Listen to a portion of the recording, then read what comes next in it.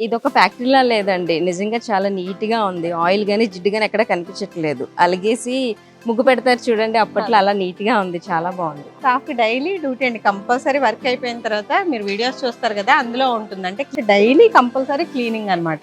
ఇన్ని పొయ్యిలు రోజు వాడతారా అండి? ఇవన్నీ రోజు వాడతామండి. ఎందుకంటే పెద్ద ఏమో నాన్ వెజ్‌కి అండి, చిన్న ఏమో స్నాక్స్‌కి అన్నమాట. అంటే డైలీ కంపల్సరీ స్టవ్లు వాడాల్సిందే. రండి కిచెన్ చూపిస్తాను. కొత్త స్టాక్ ఎప్పుడు వచ్చిందండి?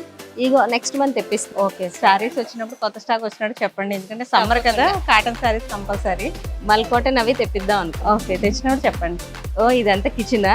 ఇదంతా కిచెన్ అండి. పొయ్యిలు చూసారు కదా, దానికి సంబంధించిన అన్ని కూడా వంటకి ఇక్కడే పెడతాను. మీకు కస్టమర్లందరికీ చెప్పేది ఏంటంటే కంపల్సరీ నాన్ వెజ్ వెజ్ మనం కలపమండి. నాన్ వెజ్ కి ఈ కళాయిలన్నీ సెక్షన్ ఇక్కడ ఉంటుంది. మనం వెజ్ ప్రిపేర్ చేసినాడంటే అల్లం కానీ, గోంగూర ఇవన్నీ వేపేటప్పుడు నా వెజ్ కి అయితే ఆ పక్క పెడతానండి. అంటే నాన్ వెజ్ తినని వాళ్ళు ఉంటారు, వాళ్ళందరికీ ఉన్న డౌట్ ఏంటంటే మీ ద్వారాగా వాళ్ళకి కూడా క్లారిటీ ఇస్తున్నాను.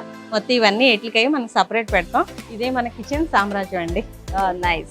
ఈ మిషనరీస్ అన్ని దేనికి సంబంధించిన?